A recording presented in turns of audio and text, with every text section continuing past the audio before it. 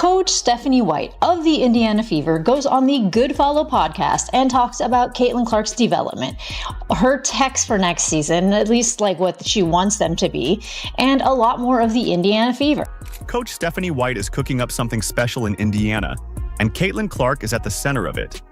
White isn't just tweaking Clark's play, she's reconstructing it from the ground up, like a master builder designing a blueprint for greatness. We have an exclusive sit-down interview with the new head coach of the Indiana Fever. She was the 2023 WNBA Coach of the Year, an NCAA champion, a baller herself, a WNBA champion, and my former broadcasting teammate. What's up, Stephanie White? What's going on? How are you? I'm good. It's so great to have you on the show, Steph. While some players are more focused on posting choreographed workouts for likes, everyone watched Caitlin Clark light up scoreboards last season, drawing unprecedented eyes to the WNBA. The talent was undeniable, the range legendary, but what if the biggest story wasn't just her raw ability, but a secret transformation happening behind closed doors? Did the world miss the real game changer unfolding in Indiana?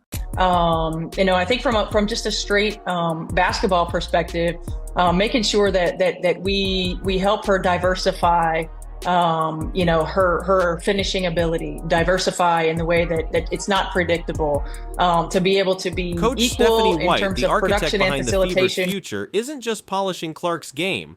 Reports suggest she's meticulously rebuilding it, forging a weapon designed not just to score, but to dominate in ways defenses haven't even anticipated. The pressure was immense, the spotlight blinding, but the real work, the kind that changes legacies, was just beginning. Aspects of her game would you like to work with her on for this season?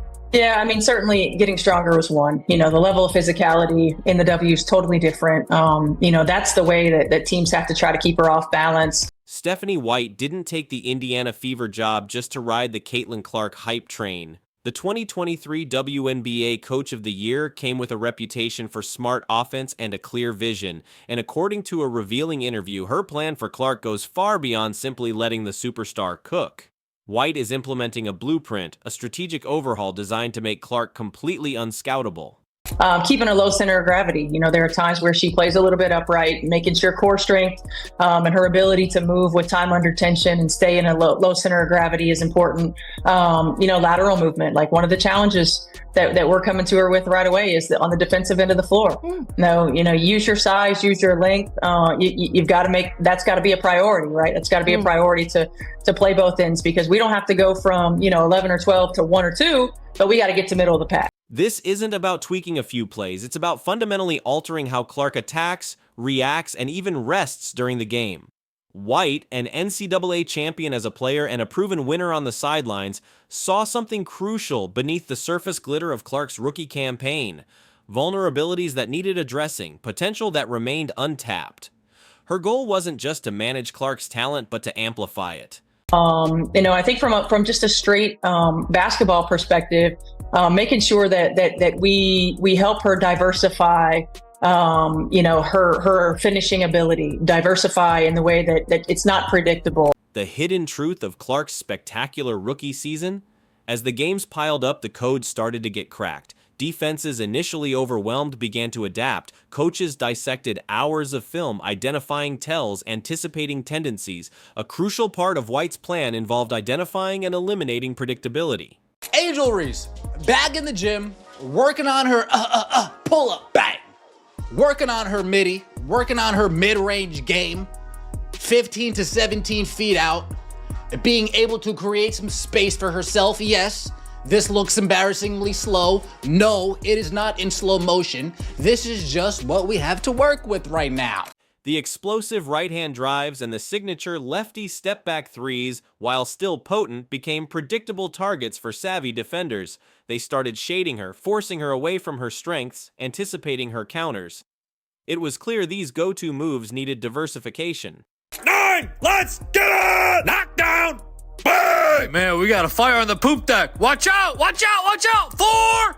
Bang! Mayday! Mayday! Clear the runway! Brace for impact! AR-5 coming in heavy! Bang! Look alive, sunshine. Long two, will it go through? Ha ha, no chance. Bang. Is it me, or is there only 2 rows behind the bench and they're like half full? I get better attendance on Monday nights in my men's league. Come on, man.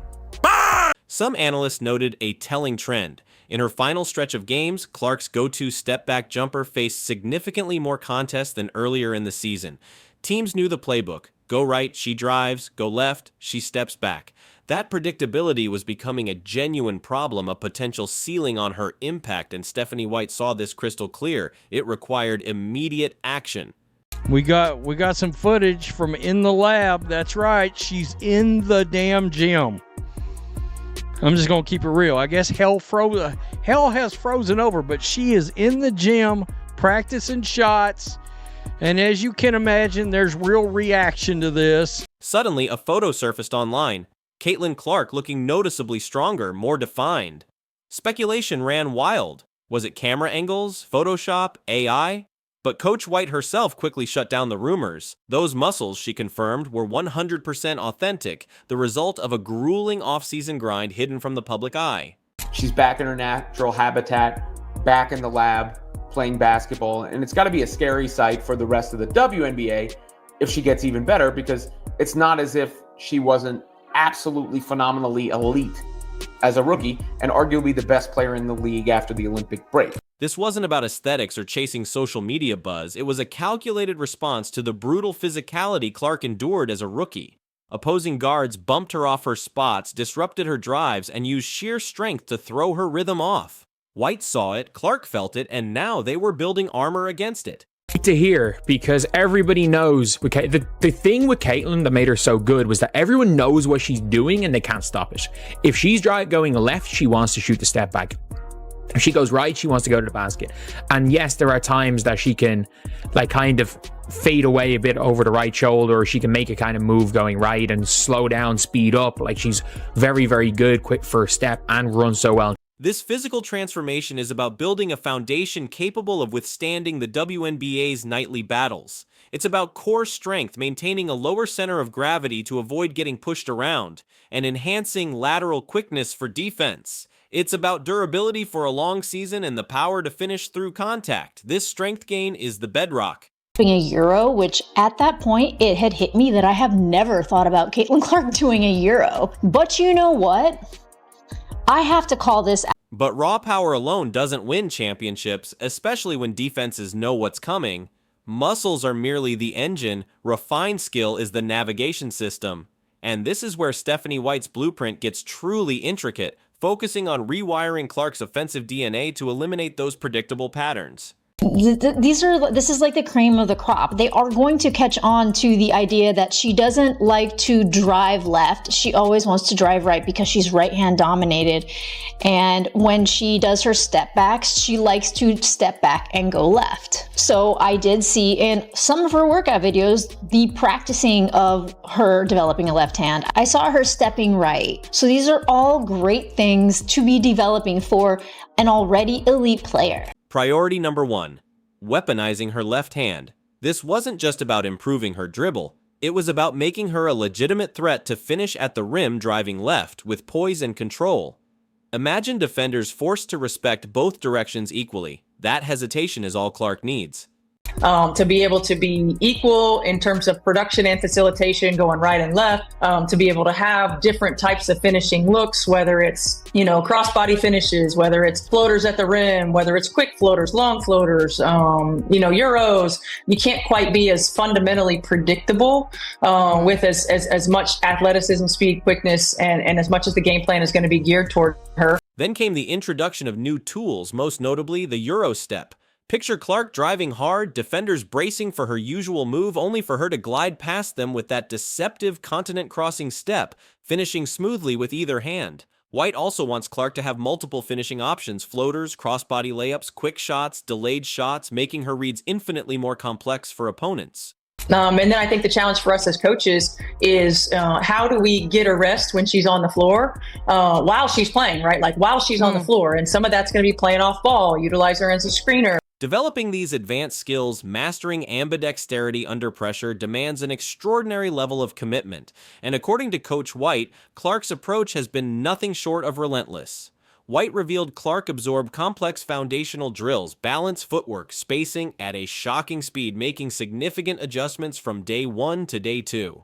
Getting her into action on the third and fourth side instead of the first and second, where it's easy to game plan against. Now, how we use her to help everybody else be better off the ball. We know how great she is with the ball in her hands. We're not going to take that away, but we've got to be able to diversify a bit in how we use her. So her appetite for improvement, her drive for perfection was so intense that White drew a comparison to none other than Kobe Bryant himself. The Black Mamba. That's the level of focus we're talking about, a drive rarely seen even among elite athletes. As well. I mean, we've got like a short-term kind of list and we got a long-term kind of list, but Caitlin, I remember from the very first day when we were working on balance and we were working on footwork and we were looking at all those things, from day 1 to day 2, she had it. Wow. Like she's a perfectionist and she wants it and she's going to work on it. So that long list might get shorter every day we're in practice. This quiet, intense grind stands in noticeable contrast to the off-season approaches sometimes seen elsewhere, where curated workout clips might generate buzz, but don't always reflect the meticulous, often unglamorous work of true skill refinement. Clark's dedication isn't about performing for cameras, it's about perfecting her craft under White's guidance. Very true, because she's going to get burned out. So I think that, and Caitlin Clark mentioned wanting to play off ball a little bit, but I think it's true that having her play off ball is going to give her a little bit of a rest, and that makes her game more sustainable. She doesn't burn out as much. Yet, even with enhanced strength, new skills, and a legendary work ethic, one significant hurdle remained from Clark's rookie year, the fourth quarter wall. As games wore on, fatigue visibly set in. Jumpers sometimes fell short, passes lost their usual zip, and the explosive first step wasn't quite as explosive. That's going to be a huge thing. I don't expect it to be her to be perfectly good going left and right at an equal rate next year. Don't expect her to shoot the same going right, or I don't expect her to drive the same going left. But it's like, it took LeBron till 2013 realistically to be able to drive drive at the same level left as right. So I don't expect that to happen to Caitlin Clark in a year, but if there's a bit of an improvement year on year, she's going to be even more and stuff. With the immense pressure and usage rate placed upon her, it was almost inevitable. But Stephanie White isn't just demanding more conditioning, she's implementing smarter strategies to preserve Clark's energy for crunch time. The key? Unleashing Clark without the ball. That is such a big thing to hear from Stephanie White, and it should calm people down a little bit when it comes to Caitlin Clark playing off the ball, because obviously if a coach has a plan and vision and a proper plan and vision, White plans to move her away from predictable spots, initiating offense from unexpected angles, using her in third and fourth side actions after the initial play develops. Defenses focused on the ball will suddenly find Clark cutting back door or flaring off a screen for an open look. It's about strategic movement. And then there's the Steph Curry effect. White intends to use Clark, one of the league's most dangerous shooters, as a screener. It sounds counterintuitive, but the dilemma it creates for defenses is terrifying. Switch the screen, and Clark likely gets a mismatch. Don't switch, and her teammate gets open. Crucially, Clark impacts the game profoundly without dominating the ball constantly. These carefully orchestrated changes, the physical reinforcement, the technical rewiring, the strategic repositioning, aren't just about optimizing Caitlin Clark in isolation. They represent a fundamental shift designed to elevate the entire Indiana Fever offense. A stronger, less predictable Clark makes everyone around her better. Defenses can no longer simply load up on her predictable spots. They have to account for her movement everywhere, creating space and opportunities for teammates. This diversified approach makes the Fever exponentially harder to scout and guard, moving beyond just the Caitlin Clark show. And perhaps, just perhaps, this meticulous evolution serves another purpose. Could this relentless focus on shoring up perceived weaknesses and becoming undeniable also be Clark's quiet, determined answer to the narratives that swirled around the Olympic snub? While others debated, she and White were in the lab, building. The potential tremors of this transformation could shake the WNBA. So what does this intensive, behind-the-scenes overhaul truly signal for the upcoming WNBA season? Forget just expecting more highlight plays. What Stephanie White is building is far more significant. A stronger, technically refined, strategically smarter, and far less predictable Caitlin Clark. This isn't just the next chapter, it's a completely revised edition. Clark isn't just adapting to the WNBA, she's being meticulously engineered to conquer it. The league thought they were starting to figure her out, but they haven't seen this version yet. Expect fireworks, expect unpredictability, expect Clark 2.0. If you're ready to witness this evolution, drop a fired up for CC in the comments. Like, subscribe and turn on notifications. Click the video on screen for more.